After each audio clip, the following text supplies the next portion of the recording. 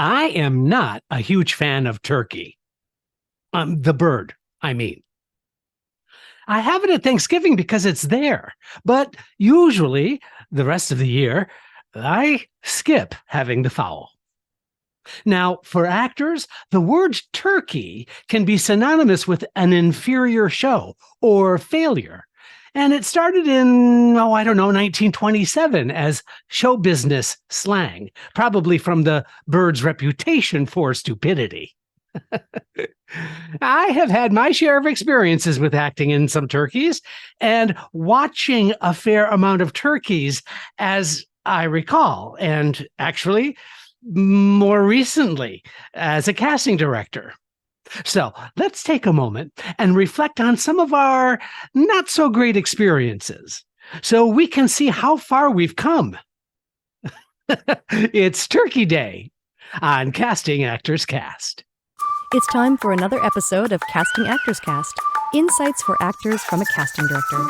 Here he is, your host, Jeffrey Dreisbach.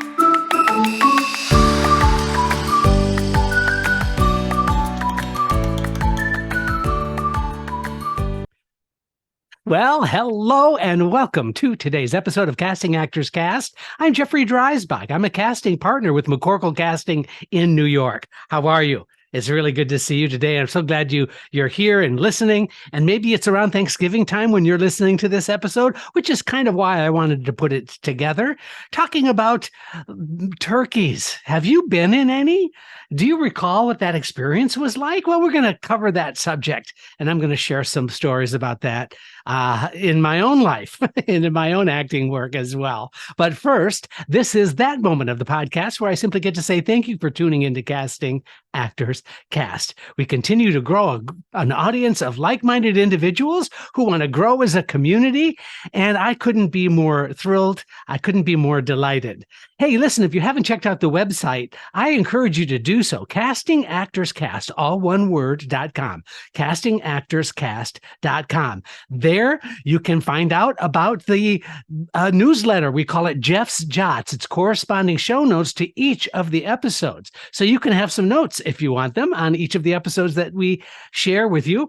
Additionally, there is a place that says dive into the talent pool. It's a form. It's just your name and your email address, which honestly, I don't do anything with that. On occasion, I might send out an email to you about a cool episode or something like that, but that's about it. I don't chew up your bandwidth. You know what I'm saying? But anyway, if you do fill out that form, and there's no indication that anything is going to happen, but when you fill out the form and you send it, it'll open up a freebie, a web page for you. And that's a bunch of freebies that you can have. One is a book that I wrote on doing voiceover work called Conversation Pieces Out of the Studio, the voiceover workshop for professional actors. It's a 100-page PDF. I'm just giving it away for free. So if you're interested in doing some voiceover work, that would be a great place to start because, well, hello, it's free. Next, you're going to find a video that I put together. It's an exclusive video. You can't find it anywhere else. It'll take you to YouTube and open up the video called Casting Secrets, What They Don't Tell You. And I'm going to tell you in this free 20-minute video. All of these freebies, and I'm only doing this just to get you interested and hopefully keep you as a listener and watcher because we are also simulcasting all of this on YouTube as well. So that's it for the housekeeping. My shout out to Actors Connection. Hey, I'm teaching a class at Actors Connection coming up in a few weeks, actorsconnection.com/New York. So if you want to work with me about putting your self-tapes together and figuring out the best way to do that and coming up with some tips and some strategies that are going to make a difference when you submit videos, please go ahead and check out actorsconnection.com/New York. All right, let's just jump into the subject now, shall we?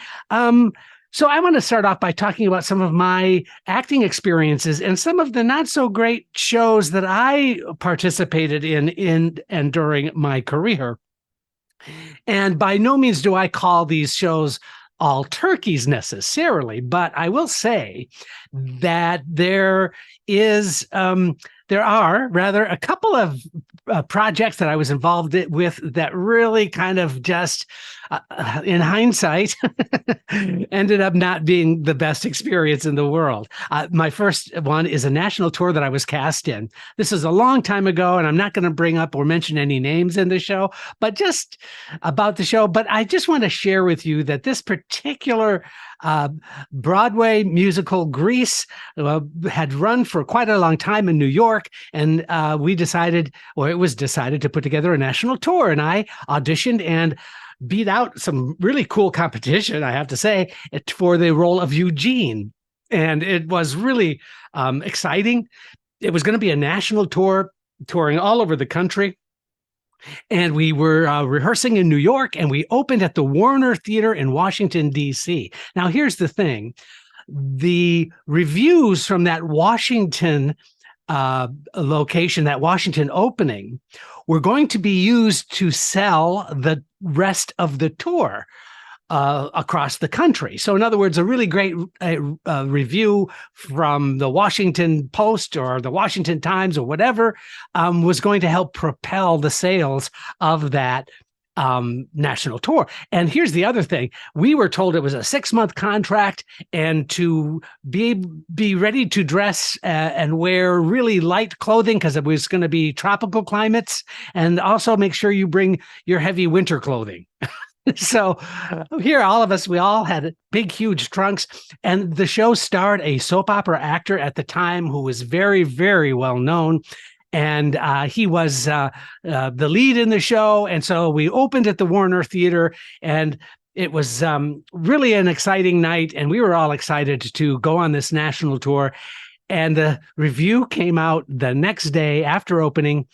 And the review title said, "Not even soap can clean up this grease." Oh, man. Oh, talk about a stab in the stomach. That gut punch really affected us. I think we're able to sell maybe another week of shows in Washington, and then the entire show came to a screeching halt. 2 weeks after the show opened, I remember getting on a bus coming back to New York. Oh my goodness. You know what? And I had sublet my apartment. And so it just became this huge kind of nightmare. So that was an indication that I happened to be in a turkey. When you got that kind of a review, there's no coming back from that. So that's my national tour of Greece, which wasn't such a national tour after all. Now, there was also a Neil Simon play that I was in called Come Blow Your Horn. I don't know if you know that Neil Simon play. It's worth reading because it's a lot of fun. It's a funny show. And we were just rehearsing it. And this was in Michigan. And we were working really hard. And we thought the show was fun. And it was really exciting and fun. And opening night, we had more cast members in the play than in the audience. Think about that. Now, there is an equity rule that says if you have more cast members than audience, you can elect to not do the performance if you choose. But guess what? That was it. We opened and closed very, very quickly. And all I remember was just looking at the 4 people in the front row of the audience looking up at us from the stage. And my thought was, I wonder what they're thinking. But apparently they seemed to enjoy the show, but that was kind of a humiliating kind of experience. So, you're kind of in a turkey when you have more cast members than you have audience members. My final story that I wanted to share with you is I had the great pleasure of being in A Few Good Men. I was cast. I was part of the original cast, and then very short time after the Broadway opening, moved into the role of Kendrick, which I did for over a year and a half on Broadway, over 500 performances. And that was really, really exciting. Not too shabby, working with Aaron Sorkin, directed by Don Scardino. The producers were kind of like the old guard Broadway producers. So it was a very exciting time. And we were at the Music Box Theater in New York City. And as I recall, it was relatively early on in the run. And I was in the courtroom, as well as almost, I think, all of the cast was in the courtroom for this big scene. And the way that it was directed was, it just was very fluid. Stuff moved in and out of scenes all the time. It was almost cinematographic. But anyway, it came time, and I'm not going to mention names again because I don't want to, this is not about hurting anybody's feelings. But there was an entrance from the prosecuting attorney that was right at that moment was supposed to have taken place. And nothing happened. And the actor playing Kathy, the lead, just sort of stood there, kind of waiting for this scene to happen. Well, clearly, the actor who played the prosecuting attorney completely missed the entrance, and it is dead silence. Now, you guys, listen, we're on Broadway. Do you know what I mean? It's like this kind of stuff doesn't happen. Well, let me tell you, this did.